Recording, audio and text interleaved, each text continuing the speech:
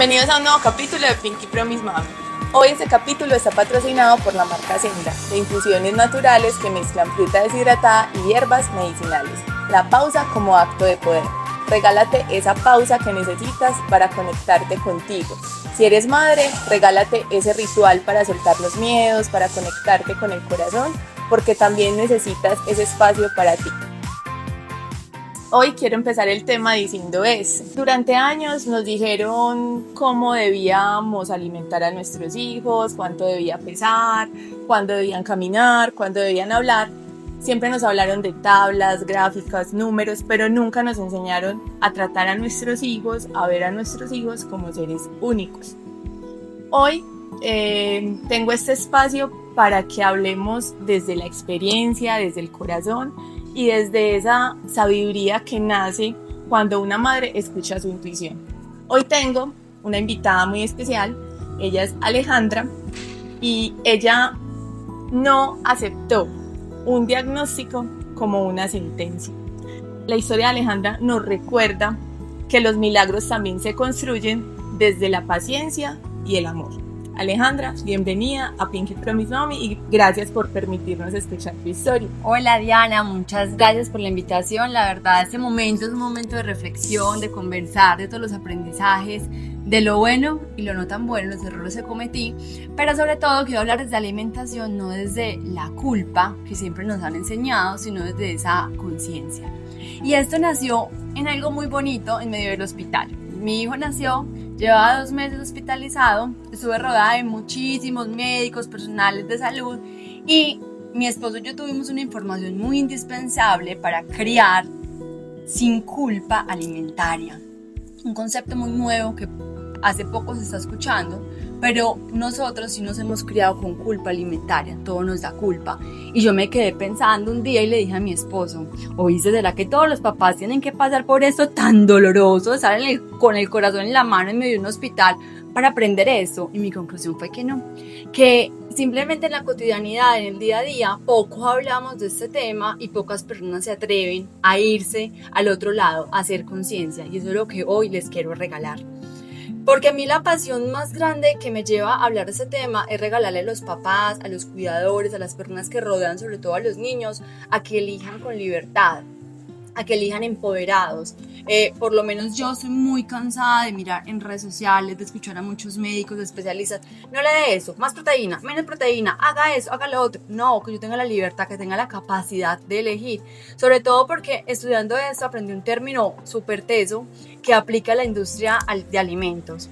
Y la industria de alimentos es un tema legal que dice el consumidor es el responsable de elegir los productos, es decir, ellos hacen las fórmulas, sacan el paquete de Doritos, pero yo soy la responsable de comprar el paquete y dárselo a mi hijo, dependiendo de la edad que tenga, yo se lo doy, dependiendo del hábito, de cuántas veces y con qué frecuencia, es mi responsabilidad como consumidora. Y de ahí nace esa gran pasión, regalarle el poder, el empoderamiento a los papás. ¿Cuántos hijos tienes? La edad de ellos y vamos a hablar especialmente de Mateo. Bueno, yo en este momento tengo 2 hijos, Mateo tiene 5 años y Amalia va a cumplir 2 años ahorita en enero. Son 2 experiencias igual de enriquecedoras, pero experiencias muy diferentes. La historia de Mateo surgió desde que estaba en la barriga. Yo tenía 12 meses de embarazo cuando me dieron un diagnóstico en medio de una pandemia, estábamos encerrados literal, y me dijeron el feto es inviable con la vida.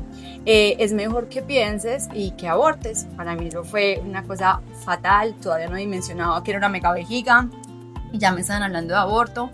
Me empezaron a explicar que era un bebé, no sabíamos todavía si era niño o niña, iba a sufrir mucho, pero la verdad es que yo tomé la decisión de seguir con Mateo. Mateo nace, tiene muchas cirugías y a los 6 meses lo diagnostican con una enfermedad huérfana. Una enfermedad que se sabía muchísimos no. Todo era no va a caminar, no va a hablar, no se va a sentar, va a ser supremamente bajo de peso, bajo de estatura, o sea, todo era no. Y digamos que yo empecé como a encargarme de darle los sí, de decir, es mi decisión, ¿qué voy a hacer con Mateo? Y le dije al doctor, tranquilo doctor, será lo que Dios quiere, será la voluntad de Dios. Pero para agregarle la cereza al pastel, Mateo después de muchas cirugías tiene una obstrucción intestinal. tienen que hacer un resecamiento de intestino, es decir, le cortan un pedacito de intestino y Mateo se alimenta más o menos por un mes con una sonda intravenosa, lo que hace que pierda toda la movilidad motora de la boca porque no podía ingerir nada por la boca. Cuando ya estábamos como en la recuperación, a Mateo le empiezan a dar alimentos y un nuevo término en la vida. Tenía una aversión sensorial y yo era como, yo he leído del tema, pero yo nunca me imaginé vivir eso en carne propia, y por eso maestro fue mi maestro de vida, porque me enseñó que era una aversión sensorial, no solamente por los textos, sino en carne propia, saber que tomaba agua y la vomitaba. Y ahí arrancó. Amalia llegó como caída de Dios, yo no la estaba buscando, pero Amalia llegó a ser motor, llegó a ser inquieta, a ser una niña que no le da miedo a nada, que no le temía nada, y nos cogió al papá y a mí con una maestría ya hecha en el tema de la alimentación, y ahí pude explorar otras cosas que quería hacer con Mateo, pues espero que su historia me permitió ir por otro camino. Alejandra, ¿qué fue lo primero que se movió en ti cuando te dieron ese diagnóstico de Mateo? Yo digo que lo primero que se movió fue como esa fe en Dios, esa capacidad de confiar que si Dios me había dado ese plan, pues era el plan que yo debía recorrer para encontrar mi propósito, para realizarme, para estar. Empezando porque yo desde que estaba chiquitica todo el mundo me preguntaba ¿qué quieres ser? Y yo nunca respondía a una profesión, de hecho me demoré mucho para descubrir qué profesión iba a estudiar, pero sí siempre decía quiero ser mamá. Entonces como que me empecé como a reflexionar también yo y como decir, bueno, si yo siempre soñaba con ser mamá, tiene que ser que Mateo llegó a mí porque yo tengo las herramientas necesarias pues para sacarlo adelante, con lo que sé, con lo que he estudiado, y pues como fui siempre muy gomosa de ser mamá, antes de ser mamá me puse a estudiar programación neurolingüística, disciplina positiva y otro montón de cosas con crianza, pues en los cursos siempre era, ¿cuántos años tiene su hijo? Y yo, no tengo. Pero entonces eres maestra. Y yo, no. Era como, ¿qué haces acá? Y yo me estoy preparando para ser mamá, y todo el mundo me miraba como, pelada está loca. Pero yo quería saber qué era antes. Obviamente tuve hijos y dije como que muy bacana lo que estudié, me sirvió para mucho, pero pues tener hijos es ahí en la práctica. Pero ya cuando vi con todo lo de Mateo tenía muchas bases para ayudarlo.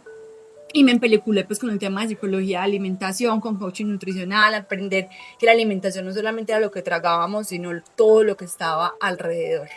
Exacto, o sea, tú hablabas, cuando hablaba contigo, de que no hagamos que la alimentación sea un campo de batalla, sino que sean cenas felices, que sea algo divertido. Porque no es solamente pues nutrir el cuerpo, sino como crear toda una experiencia, un acompañamiento. O sea, uno tiene que buscar ese acompañamiento de sus hijos, pues para que no sea como tan dramático. Total. La alimentación. Lo que pasa es que hay mucha presión, entonces la sociedad nos lleva como que se coma todo, que es el plato vacío. Pero no solamente es eso, es que otro montón de factores hay, cómo me relaciono yo con la comida, con mi cuerpo, para no sentirme culpable, simplemente fluir, pues al fin y al cabo todo el día estamos comiendo. Exacto, por eso va esa pregunta, ¿para ti qué significa comer bien? Bueno, esa es una pregunta bien grande, pues me apasiona muchísimo hablar del tema. Trato como de poner en resumen como esos grandes pilares de lo que he sacado yo de la conclusión de que es comer bien. Pero primero quiero arrancar como con la anécdota de que cuando siempre que iba a especialistas con Mateo, pues que en la semana íbamos como a 3 o 4 especialistas, siempre le miraban la historia clínica, lo diagnóstico, todo, y siempre me preguntaban, mamá, ¿su hijo come bien? Y yo, ¿qué es comer bien? Y sentía como una culpa de, le estoy dando la proteína que es, le estoy dando la cantidad de verduras que son, o sea, me empezaban un montón de tecnicismos en mi mente que yo decía, yo no soy nutricionista, yo no sé qué darle al niño que es comer bien. Y me fui para la casa mucho a conversar con mi esposo, y yo, viste, todo el mundo me pregunta que si Mateo come bien, pues vos qué decís. Y él me hizo caer en la cuenta que la respuesta la teníamos que construir nosotros como familia, como hogar. Y para nosotros comer bien no es un manual de deberías. El niño debe comer tanta proteína, el niño debe pesar tanto, el niño debe medir tanto. No, ahí no estaba lo que me daba tranquilidad. Lo que me daba tranquilidad a mí eran esas microelecciones, esas elecciones que yo tomaba en mi casa decisiones de día a día que me llevaban a pensar y a responder con seguridad, sí, mi hijo come bien, porque empezamos a recorrer plazas de mercado con Mateo, le mostramos la papa con tierra, nos íbamos pa' huerta a arrancar la zanahoria, entonces él veía lo verdecito y luego veía un naranjado y él era como un juguete. Entonces yo dije, él está comiendo bien porque él se está relacionando bien con la alimentación. Ahora el proceso de tragar y de nutrir el cuerpo era otro proceso, pero arrancaba primero con todo el tema del tacto.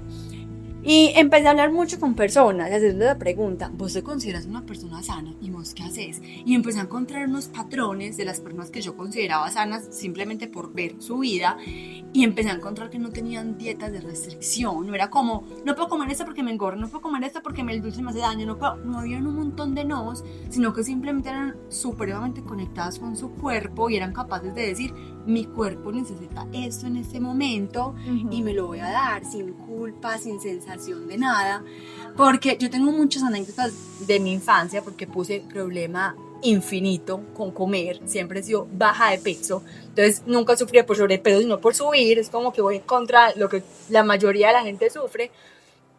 Y yo decía, alrededor de la alimentación hay un montón de sentimientos, no los llamemos negativos, pero son un montón de sentimientos muy pesados, muy fuertes. Está la culpa, está la tristeza, está la frustración de uno como papá, cuando uno prepara ese plato y no se come nada. Está el miedo de, si no le doy esto de comida, se va a desnutrir, no se va a desarrollar. Y empecé a encontrar en lo que leía y en lo que yo sentía un factor común, y era que a los papás les movía todos sentimientos, y lo que hacían era que les tenían que embutir el plato y se centraban más en que se comieran todo el plato de comida para que estuvieran bien alimentados, pero no cuidaban.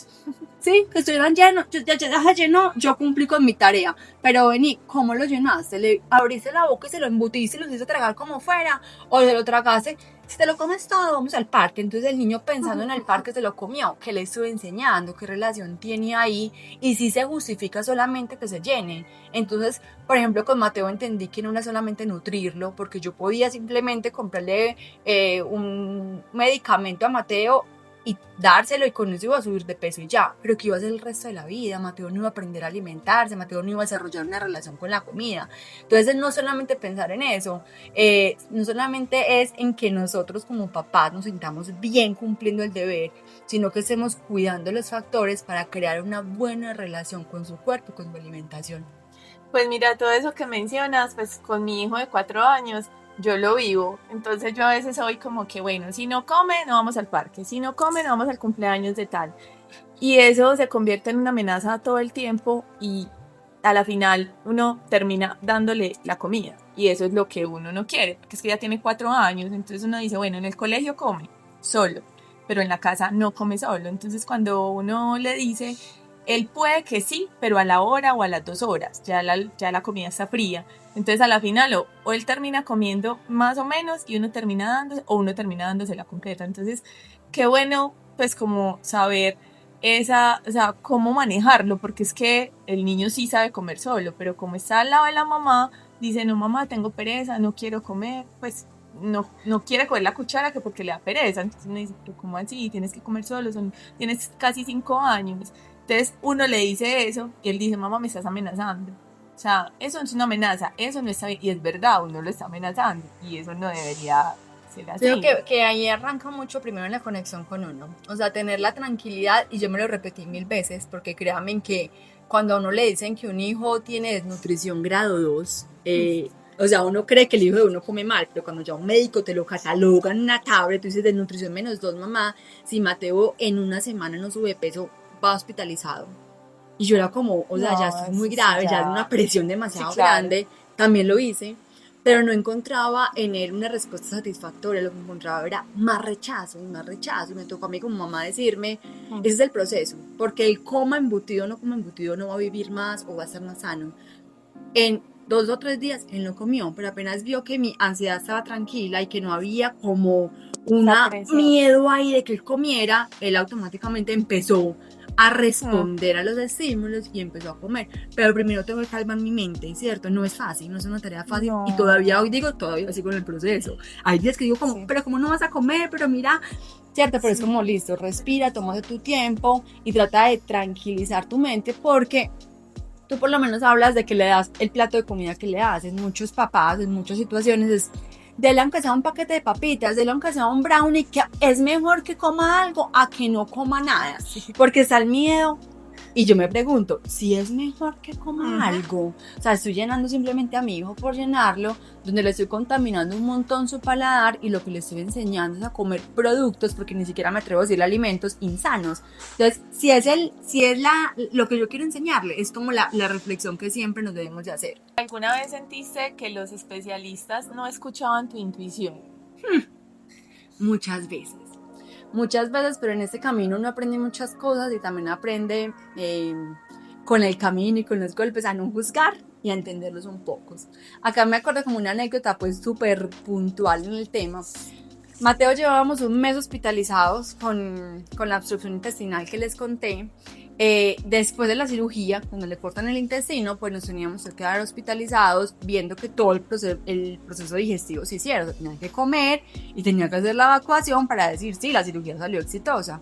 Pero Mateo tenía una versión sensorial, Mateo no comía nada. Entonces la pediatra me decía, mamá, si seguimos así, nos vamos para no sé dónde. Bueno, infinidad de cuadros horribles, me dan escalofrío recordarlos. Pero yo le decía a ella, me senté a hablar con ella, le dije, dame de alta.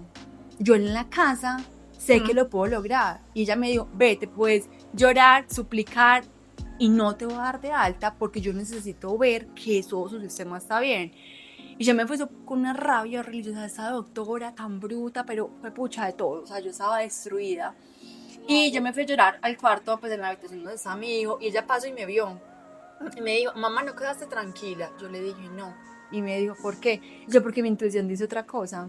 Mi intuición dice que si mi hijo sigue acá va a estar muy mal, pero si mi hijo está en la casa va a estar muy bien. Entonces me dijo, ven, hablemos un poco más. ¿Cómo es el hábito de comida en tu casa? ¿Cómo son los horarios? ¿Quién te ayuda? A mí me da mucho miedo, mamá, porque muchas mamás nos dicen déjenmelo ir porque ellas están cansadas, pero no están pensando en sus hijos. Claro. Y usted en la casa no va a ser capaz de sostenerlo. Acá por lo menos le ponemos suero y por lo menos lo sostenemos. Usted en la casa no tiene ayuda. Y yo le empecé a explicar que yo tenía una familia supremamente unida, con muchos niños, y que eso hacía que Mateo estuviera feliz, y que cuando él subía como esa felicidad y ese sentimiento, él iba a querer explorar la alimentación. Bueno, después de hablar un rato con ella y como ella cerciorarse de que sí lo íbamos a hacer bien, yo le dije, le prometo que si mi hijo hoy, o sea, nos vamos hoy, si mi hijo hoy no come nada, yo mañana estoy otra vez acá en urgencias y lo hospitalizamos nuevamente. Y me dijo, listo, voy a confiar en ti, y nos fuimos para mi casa. Bueno, en realidad llegamos a la casa de mi tía, que era la que cuidaba a Mateo mientras yo trabajaba, y yo llegué pues feliz con mi niño, pero estaba muy flaquito. Y mi tía me dice, ay, le hice una sopita de auyama a Mateo que a él le encanta. Y yo empecé a llorar y yo le dije, tía, es que él está vomitando hasta el agua. Y ella me decía, no, es que a él le encanta. Y yo, ¿cómo le explico todo lo que viví en estos meses? Y que ya no es el mismo Mateo. Y me dijo, yo espero, yo se la subo.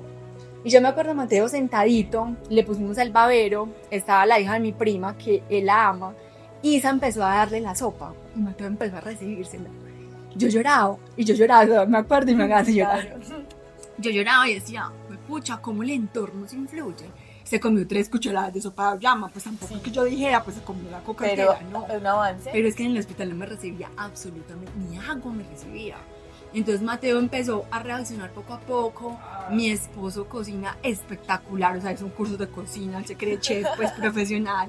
Y él es costeño y tiene un sabor costeño, o sea, muy de raíces. Los costeños cocinan muy natural. Sí. Entonces, no, perfecto. Mi hijo extraña el sazón de su papá. Y mi esposo le empezó a cocinar una cosa, le enseñábamos con la otra. Y Mateo superó la desnutrición. Entonces, la intuición es muy fuerte, encontrarse de primerazo con que la otra me dijera, no lo sabes hacer, no es así, fue muy duro, pero a la vez fue también entenderla, que la responsabilidad ya era cuidar al chiquito y que tenía que cerciorarse qué tipo de mamá era, qué tipo de papá había, qué entorno había, y una vez se cercioró, ella pasó. De hecho me llamó a los 8 días, mamá, le estoy haciendo seguimiento a Mateo, ¿cómo está? Y yo le decía, yo no le creo, yo le mando fotos, y ella me decía, yo no le creo. Entonces seguir la intuición, increíble, sí vale la pena. Pues, o sea, lo que decía ahorita, o sea, desde el amor y la paciencia, porque eso es mucha paciencia. Muchísimo. Bueno, Alejandra, pues con pues esta historia de Alejandra nos recuerda también que la maternidad es ese camino de desaprender y de seguir confiando. ¿Qué te enseñó Mateo de resiliencia? Absolutamente todo. Yo había escuchado mucho la palabra, cierto que Medellín es una ciudad resiliente y todo el cuento, pero uno no sabe si es resiliente o no hasta que uno está ahí en el fuego. Y Mateo es un ser completamente resiliente. O sea, Mateo lo primero que me enseñó era vivir el día a día. O sea, mamá, vámonos día a día. Y siempre los doctores me decían, es que puede que cuando Mateo entra al colegio no pueda leer. Hoy puede caminar, hoy puede hablar. O sea, me fui como paso a paso y yo era una mujer supremamente planeadora. O sea, yo tenía listo cuando me iba a casar, cuando iba a tener mi hijo, cuando todo, absolutamente toda mi vida estaba en un Excel perfecto. Y Mateo llegó y me dijo, mamá, tranquila, que la vida no es así, vive la día a día y deja que fluya, que hay miles de planes que ni te los soñabas y van a ser mejor. Mateo también me enseñó que todos los días hay un reto nuevo, que uno no puede decir que ya chuleé todo. Y si ustedes me ven en mi vida real comiendo con Mateo, ay mira la cara de alimentación, tiene la alimentación perfecta. No, todos los días tengo un reto con Mateo, con Amalia, en la alimentación. Lo importante es tener la libertad y la elección tomada, el resto será parte del proceso. Bueno, Alejandra, la última pregunta, ¿tuviste que romper con alguna creencia para acompañar a Mateo en este proceso? Todas, pero la que más me impactó a mí y a mi esposo fue un día que estábamos en la neuróloga, estábamos pues de control y ella me dice, bueno Aleja, Mateo ya no subió de peso, estamos muy estables en muchos temas, pero ¿cómo va el tema de la alimentación? Y yo otra vez, que sí come bien. Y yo le empecé a explicar a Isa, y yo, Isa, mira, él está mejor, ya he superado muchas cosas, pero definitivamente el tema de proteína animal, pues Mateo no puede, o sea, ni con la carne, ni con el pescado, ni con el pollo. O sea, me tocó hacerle 1000 maromas para que se coma una eurita. Y ya me miró y me dijo, Aleja, no puede seguir así.